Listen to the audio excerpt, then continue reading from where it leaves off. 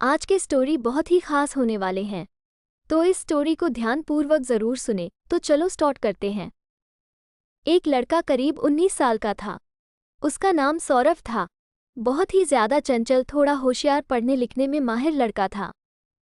वह अपनी पढ़ाई गांव से दूर रहकर एक शहर में पढ़ाई करता था। सौरभ के कॉलेज में गर्मियों की छुट्टी तथा होली की त्योहार के कारण उनके कॉलेज में छुट्टी होने वाले थे। वो कोलकाता शहर से अपना घर झारखंड के रांची जिला में आने वाला था। सौरभ का घर रांची जिला में ही स्थित था। कॉलेज की छुट्टी होते ही सभी लड़के अपने अपने घर की तरफ ट्रेन पकड़कर निकल चले थे। फिर उन्हीं में से सौरभ भी अपने घर की तरफ जाने के लिए टिकट काउंटर पर अपना टिकट कटाने के लिए गया था। जैसे ही टिकट काउंटर पर गया था, वहां बहुत ज्यादा भीड़ लगी हुई थी। लेकिन दूसरी तरफ टिकट काउंटर के दूसरी लाइन में लेडीज मतलब कि महिला लोगों की लाइन लगी हुई थी। ट्रेन बहुत जल्द ही आने वाली थी, जिसको सबसे सौरभ को भी जल्दी में टिकट कटाने की ज़रूरत थी। वो जब टिकट काउंटर पर गया तो देखा कि बहुत ज़्यादा भीड़ होने के कारण वो बहुत पीछे लाइन में लग गया था। सौरभ को लग रहा था कि अब टिकट मिलना मुश्किल ही नहीं, नामुमकिन है, क्योंकि ट्रेन आने में मात्र 10 मिनट ही बाकी थे और करीब 100 लोगों की लंबी लाइन लगी हुई थी टिकट काउंटर में। वो जल्दीबाजी में टिकट कटाने के लिए कोई तरकीब सोच ही रहा था कि उसे एक लड़की दिखाई दिया। वो लड़की भी ना टिकट लेने के लिए महिला वाली टिकट काउंटर वाली लाइन में लगी हुई थी। वो लड़की भी रांची जाने वाली थी और उनके पास पेन नहीं था टिकट फॉर्म भरने के लिए। ऐसे में सौरभ के ऊपरी पॉकेट में कलम देखकर वो लड़की कहती है कि कृपया मुझे थोड़ा सा कलम दीजिएगा, मुझे भी फॉर्म भरना है टिकट खरीदने के लिए। उसके बाद सौरभ कहता है, मैं लिखने के लिए कलम तो दे दूंगा, लेकिन कृपया करके मेरे भी टिकट मांग लीजिए। आप भी उसी स्टेशन तक जाइएगा जिस स्टेशन से मुझे घर जाना है। तभी वो लड़की पूछती है कि आपको कौन सा स्टेशन पर जाना है। उसके बाद सौरभ कहता है कि मुझे झारखंड के रांची स्टेशन तक जाना है। फिर उसने वो लड़की भी कहती है, मुझे भी झारखंड के रांची डिस्ट्रिक्ट जाना है। फिर उसके बाद सौरभ कहता है कि एक ही टिकट में मेरा भी नाम भर लीजिएगा, मुझे भी टिकट लेने में आसानी हो जाएगी और फिर हम लोग उसी टिकट से अपना सफ़र तय कर लेंगे। लड़की सौरभ का बात मान जाती है। वह कहती है कि ठीक है, मैं आपका टिकट अपनी टिकट मिलाकर ले लूंगी। फिर सौरभ अपने पॉकेट से पैसे निकलता है, उस लड़की को देता है ताकि वो टिकट उसके बदले भी कटाते हैं। हम दोनों आदमी टिकट लेकर दौड़े दौड़े ट्रेन के पास आता है। जैसे ही ट्रेन में दोनों आदमी चलते हैं, ट्रेन को 1 मिनट में अपना इंजन चालू करके चल पड़ती है। हम सांवरा और वह लड़की दोनों चैन की सांस लेते हैं और दोनों आमने सामने वाली सीट में बैठकर बातें करने लगते हैं। हावड़ा स्टेशन से रांची स्टेशन जाने के लिए करीब करीब 8 से 9 घंटे लगते हैं और वो भी यह सफ़र रात का सफ़र होता है। वही वहाँ से ट्रेन है, रात में ही चलती है। ऐसे में दोनों को बातचीत करने के लिए मौका मिल जाता है। दोनों अपनी अपनी सीट पर बैठकर दोनों एक दूसरे से बातचीत करना शुरू कर देते हैं। गाड़ी चलते ही थोड़ी देर होने के बाद वो लड़की कहती है कि मुझे खाना खाना है, मुझे भूख लगी है। तभी सौरभ कहता है, जी ठीक है, आप खा लीजिए, मैं बाद में खा लूँगा, मुझे अभी भूख नहीं लगी है। इतना सुनते ही वो लड़की भी कहती है कि जब आप खाइएगा तो ही मैं खाऊंगी। कभी सौरभ पूछता है, क्या ऐसी क्या बात है कि जब भी मैं खा लूँगा तो ही तुम खाएगी ही।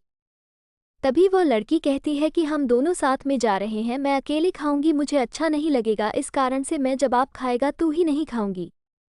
दोनों में बातचीत शुरू हो जाती है और उस लड़की का नाम पूछता है। वो लड़की अपना नाम शोभा बताते हैं। तभी वो लड़की कहती है कि मुझे तो आपका नाम पहले से ही पता है। उसके बाद सौरभ कहता है कि आपको मेरा नाम कैसे पता चला है। तुम ही शोभा कहती है कि आपने अपना नाम और उम्र टिकट बनाते समय बताया था और वो टिकट अभी भी मेरे पास ही है, इसी कारण से मुझे आपका नाम पता है। तभी सौरभ कहते हैं कि मुझे तो ये पता भी नहीं है, आपको मेरा नाम भी पता होगा, मुझे तो याद भी नहीं है कि मैं अपना नाम आपको कभी बताया भी होगा। तभी वो लड़की कहती है कि आपने तो बताया था, मुझे अभी भी जानती है। रात बहुत ज़्यादा हो जाता है, दोनों अपनी अपनी सीट पर सो जाते हैं। सुबह के 3 बजे नींद टूटती है दोनों का। उसके बाद दोनों अपना अपना बैग से पानी की बोतल निकलता है, अपना सामान होता है और फिर दोनों एक दूसरे से बातचीत करना शुरू कर देते हैं। ऐसी बात करते करते सुबह के 6 बज जाते हैं। दोनों की ट्रेन अपना गंतव्य स्टेशन पर पहुंचने वाली होती है। दोनों सोचते हैं कि अब तो हमें एक दूसरे से अलग हो जाना है। सौरभ को वो लड़की बहुत पसंद आती है, मतलब सौरभ को शोभा बहुत पसंद आती है और शोभा को भी सौरभ बहुत पसंद आता है।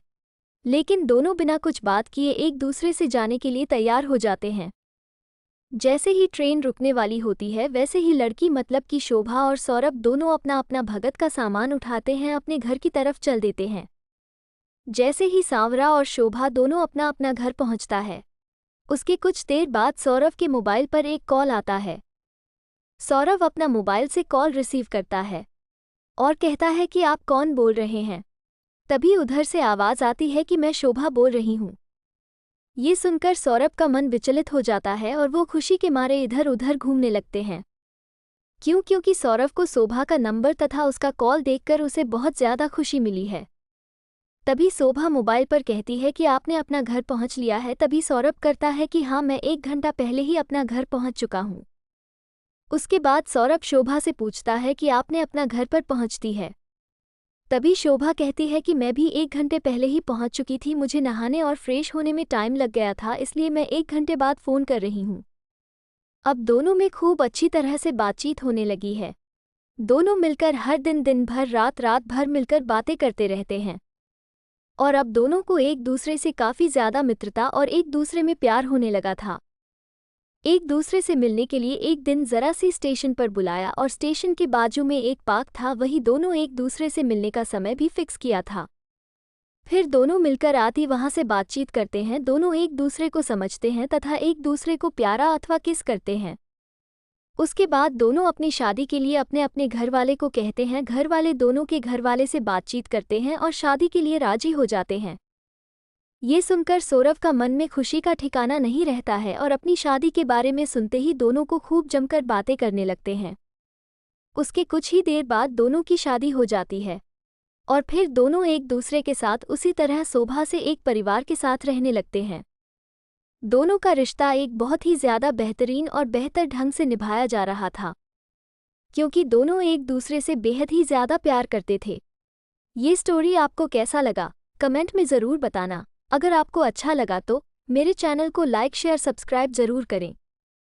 मिलते हैं नेक्स्ट वीडियो में, तब तक के लिए बाय।